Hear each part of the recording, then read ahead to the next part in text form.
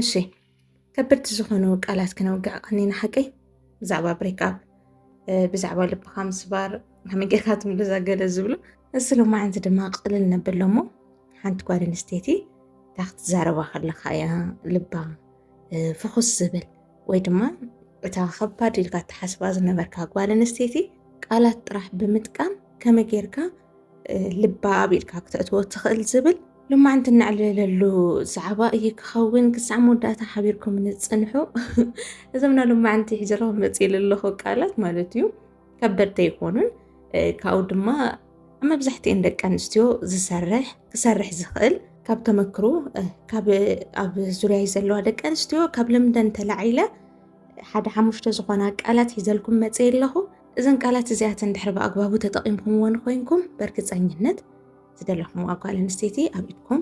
ክተእትውዋ ትኽእሉ ኢኹም ማለት እዩ። ንዓይ ድማ ከም መቆሸሽታ ትገብሩለይ ማለት እዩ። ሕዘ ይብለኩምን ድሓን ሰሚዕኹም ምስ ወደእኹም እዘን ቃላት ከም ዝጠቕማ ምስ ኣረጋገፅኩም እዛ ቪድዮ ላይክ ምግባር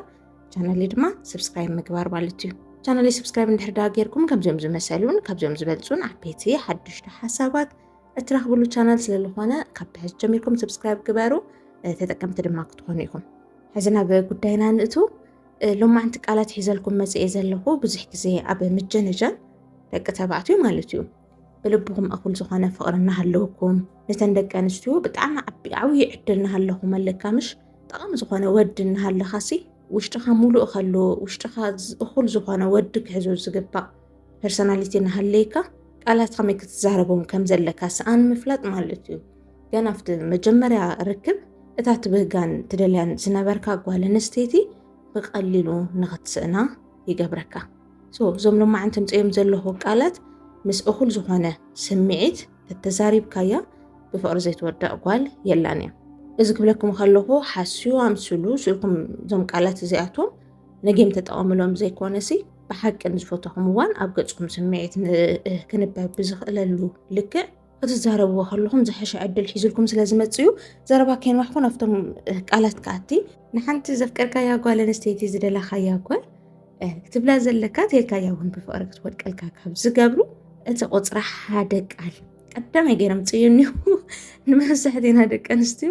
ልብና ውድቕ ስለ ዘብለና እዩ ነገረኛ ጓል ክትመስሊ ምባልና ሓንቲ ጓል ኣንስተይቲ ማለት እዩ ለለዎ ስምዒት በቃ ከመይ ፕራውድ ከም ትገብር ብነብሳ ካብኡ ድማ ንዓኻ ትርእየሉ ኣንግል ምናምን በቃ ቅይር እዩ ዝብል ከምቲ ዝበልኩኻ ግን ቁም ነገር ንዘይብላ ጓል ከምዚ ኢልካ ከይትዛረብ ናማን ትደልያ ተፍቅራ ተኽብራ ትኾን ከላ ብቁም ነገር ትሪኣ እንድሕር ደኣ ኮይንካ ከምዚ ኢልካ ክትዛረባ ከለኻ ንነብሳ ልሐሸ ቦታ ኣብ ዝሐሸ ክላስ ከም ዘላ ንክስምዓ ኢኻ ትገብር ንቁም ነገር ንክትሓስበካ ካብቲ ዘለኩም ናይ ሕዚ ርክብኩም ብዝሐሸ ካሊእ ርክብ ንክትሓስብ ማለት ዝሐሸ ርክብ ንክህልወኩም ንክትሓስብ ዝገብር እዩ። ኣብ ቅድሚኻ ክትመፅእ ከላ ብኮንፊደንስ ስለ ዝኸውን ናባኻ ንምምፃእ እውን እኹል ዝኾነ ዓቕሚ ስለ ዝህልዋ ከም ዝገፅ ስለ ዝሃብካያ ማለት እዩ ናልባ ክትዕልለካ ኣይትስከፈካን እያ። ናባኻ ክትቀርብ ከላ ብቁም ነገር ዝበልፀካ የለን ወይ ቁም ነገረኛ እያ ክትመስሊ ስለ ዝበልካያ ጥራሕ ኩሉ ግዜ ውሽጣኻ ፈተቢላ ክትዕልለካ ቅርብቲ ትኸውን። ስለዚ ቁም ነገረኛ እያ ክትመስሊ ብዝብል እንድሕር ትዕልላ ኮይንካ ማለት እዩ ብዝሐሸ ደረጃ ከም ዘቐረብካያ ንክስማዓ ትገብር። ካልኣይ ድማ እዛ ቃል እዚኣ እውን ደቂ ኣንስትዮ ልብና ትርክስ ትብለና ቃል እንድያ ግን ዝተለመደት እያ ትመስል ብፅቡቅ ዝኾነ ወይ እንድሕር ተዛሪብካያ ግን ልባ ሕዚ እውን ንዓኻ ክትበካ እያ። እታ ቃል እያ ካብ ኩለን ደቂ ኣንስትዮስ ፍልይ ዝበልኪ ኢኺ ትብልሃ ከለኻ ሕዚ እዛ ቃል እዚኣ ድራማቲክ ደኾነቲ ኩለን ደቂ ኣንስትዮ ይርእይዎን ኮይኑ እዩ ክትብለካ ትኽእል ወይ ድማ ስኢሉ ሓስዩ ከም መጀናጀኒ ዝዛረቦ ዘሎ ቃል እዩ ክትብለካ ትኽእል። ግን ሕዚ እውን ትዛረበሉ ወይ እንድሕር ደኣ በታ ዝብለካ ዘለኹ መንገዲ ኮይና ማለት ከምዚ ኢላ ክትዛረበካ ኣይትኽእልን ወይ ከምዚ ኢላ ክትሓስብ ኣይትኽእልን። ሕዚ በቃ ንሳ ጥራሕ ዘይኮነትሲ ፍልይ ዝበለ ደቂ ኣንስትዮ ኣለዋ ምሽ ማቹርድ ዝኾና ብተራ ዝኾነ ነገር ዘይታለላ ወይ ድማ ካብ ኣተሓሳስበአንን ባህሪአንን በቃ ፍልይ ዝበለ ደቂ ኣንስትዮ ኣለዋ ንወይና ስፔሲፊክ ንስኺ ዘይኮነሲ ከምዚ ዓይነት ደቂ ኣንስትዮ ኣለኸንሲ በቃ ፍልይ ትብላ ግዜ ብዘምፅኦ ልክዕ ዘይኮነሲ ኣእምሮኽን ክትሃንፃ ትደልያ ምናምን ኢልካ ክትዛረባ ከለኻ ንበይና ከም ዘይኮነ ይርድኣ እሞ ከምዚ ካልኦት ኣዋልድ እውን ሕውስ ኣቢልካ ብዘረባኻ ማለት እዩ ከምዚ ዝትገብራ ደቂ ኣንስትዮ ኣለኸን እዚ ክትሓውሳ ትኽእል ዓይነት ደቂ ኣንስትዮ ኣለኸን ምናምን ኢልካ ተዛረባ ከለኻ ንነብሳ ሕዝውን ብቁም ነገር ምርኣይ ትጅምር ኣብ ልሕሸ ስታንዳርድ ሃምለላ ልሕሸ ክላስ ሃምለለዋ ምናምን ትሓስብ ና ፍሊት እኺ በቃ ፍሊ ዘብለክ ባህርስ ኖትስ ክገብር ጀሚር ኣለኹ ከም ዝበለ ባህሪ ለክ ደስ ዝብል ባህሪ ወይ ግልፂ እኺ ገለክ ትብላ ከለኻ ማለት እዩ ነፃነት ንክስማዓ ብልባ ብነብሳ ቅርብ ንኽትብለካ ካብቲ ዝነበረኩም ዝያዳ ማለት እዩ ብሓደ ንኽትኮኑ ልባ ካፈት ድሉት ንኽትከውን ዝገብራ ቃል እዩ ሳልሳይ ድማ ሳልሳይ በፂሕና ኣለና እዘን ክልተ እንድሕር ጠቒመናኹም ሰብስክራይብ ምግባር ከይትርስዑ ሳልሳይ ድማ ንምንታይ ከም ዝኾነስ ሎማዓንተስ ክሓስበክ ውዒለ በላ ሕዚ ገለገለ ኣለኹም ደቂ ተባዕትዮ እዛ ቃል እዚኣ ክትዛረብዋ ከለኹም ማለት እዩ ፍቕሪ ተምስልዋ ናይ ፍቕሪ ሕቶ ተምስልዋ ከምዚ ኢልካ ንጓል ኣንስተይቲ ብፍቕሪ ኣንግል እንድሕር ተሓታ ኮይንካ ኮንፈርት ኣይስማዕን ኮላይ ትምልሶ ነገር እዩ ዝጨንቃ ክብድ እዩ ዝብላ ኣነ እውን ክሓስበካ ውዒለ ከይትብል ክኸብዳ እዩ ቶሊላ ንፍቕሪ ከም ዝቕልጥፍ ኢላ ክትዛረብ ቅልጥፍ ኢላ ክትቀርበካ ዘይክትደሊ ትኽእል እያ ሕዚ ክትዛረብዎ ከለኹም ሃንደበት ከም ዝኾነ ምስልዎ ብምንታይ ከም ዝኾነስ እንደሎማዓንቲ ሳብ ኣእሙረይ ውዒልኪ እንታይ እዩ ወደይ እቲ ማለት ኣይተዋሃሂድና ነርና ዲና ገለ በቃ እቲ ጉዳይ ቅልል ኣቢሎ ንሳ እውን ትምልሶ መልሲ ከይጨንቃ ግበር ካብቲ ፖዚቲቭ ጎኑ ግን ከምዚ ክትብላ ከለኻ ከይጨናነቕካ ውሽጣ ዕፍን ከየበልካ ክሓስበክ ውዒለ ተልካያ ግን እሞ ተሰሚርልካ ሕዚ እውን ኣብ ሂወትካ ኣብ ውዕላኻ ዓብዪ ቦታ ከም ዘለዋ ንክስማዓ ትገብርለኻ ዕድል ትባ ከም ትኽእል ንክትሓስብ ትገብራ ማለት እዩ ከምቲ ዝበልኩኹም ግን ትዛረብሉ መንገዲ ብጣዕሚ ወሳኒ እዩ ገለገለ ኣለኹም ደቂ ተባዕትዮ ልዕሊ መጠን ተብዝሕዎ እሞ ትፍቕራዊ ሕቶሲ በቃ ለመና እስካብ ዝመስለለካንሽ ወይ ኸፅለካ ብዝሕዎ ቆልዓ ድዩ ቁም ነገር የብሉን ድዩ ኢላ ንክትሓስብ ዝገብር ካብኡ ድማ ብዘይ ስምዒት ተኾይኑ ስኢልካ ንምጅንጃን ኢልካ ተውፅኦ ቃል እንድሕር ደኣ ኮይኑ ድማ ሓሳዊ ንኽትብለካ ንክትንዕቃካ ዘይተሰምዐካ ስምዒት እትዛረብ ዓይነት ወዲ ከም ዝኾንካ ንክስማዓ ስለትገብር ኣብዝታት ብጣዕሚ ጥንቁቃት ትኾኑ ኣለኩም ንሕሶት ኢልኩም ትዛረብዎም ተኾይንኩም ብጣዕሚ ከቢድ እዩ እሺ ዘይክትብለኩም ትኽእል ካብኡ ድማ መንዓኺኹም እዮም ዝኾኑ ናንዓቐትኩም ንኽትከይድ እዮም ዝገብሩ ምስ ስምዒትን ምስ ክብርን ሓልዮትን ተኾይኑ ግን ሕዚ እውን ዝሓሸ ዕድል ንክህልወካ እዩ ዝገብር እቲ ራብዓይ ቃል ድማ ጓል ኣንስተይቲ ክትቀርበካ ብቃላትካ ጥራሕ ልባ ኸፈት ንክብል ካብ ዝገብሩ ቃላት እቲ ራብዓይ ኣነ ዝምርዓዋ ሰበይቲ እኮ ከም ንግስቲ እያ ክትነብር በላ ሕዚ እስካብ ሕዝና ተዛረብናዮም ዝመፀና ነጥብታት ማለት እዩ በቃ ንዓይ እዩ ተቐቢልኒ ዘሎ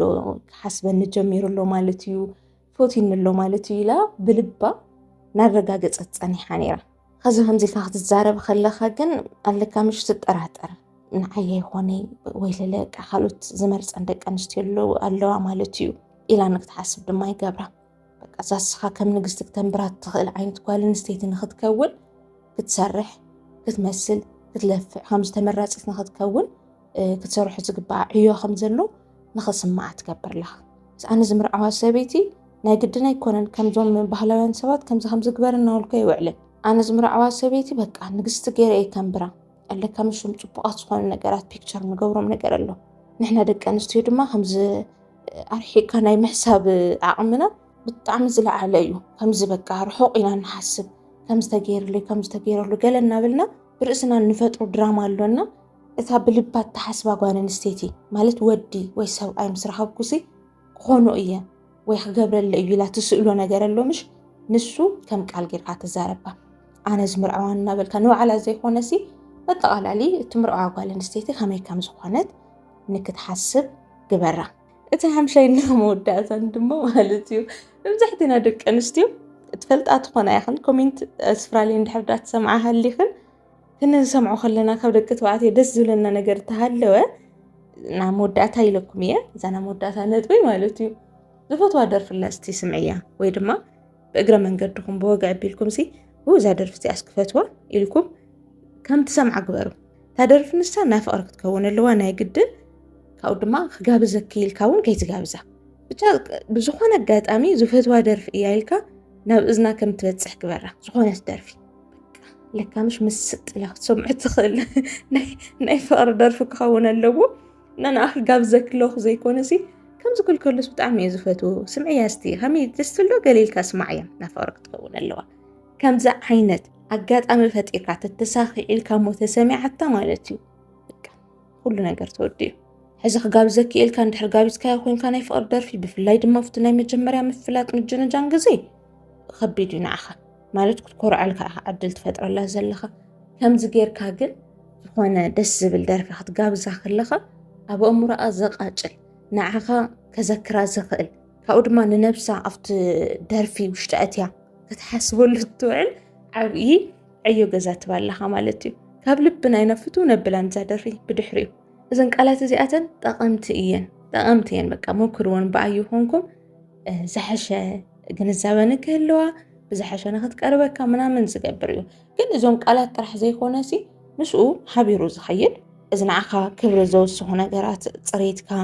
ንሰባት ትስሕበሉ መንገዲ ክብርኻ ኩርዓትካ እዚ ቶሎ ኣቬላብል ዘይምዃነለካ ምሽ ቅድሚ ሕዚ ዝዛረበኩም ዝነበርኩ ነገራት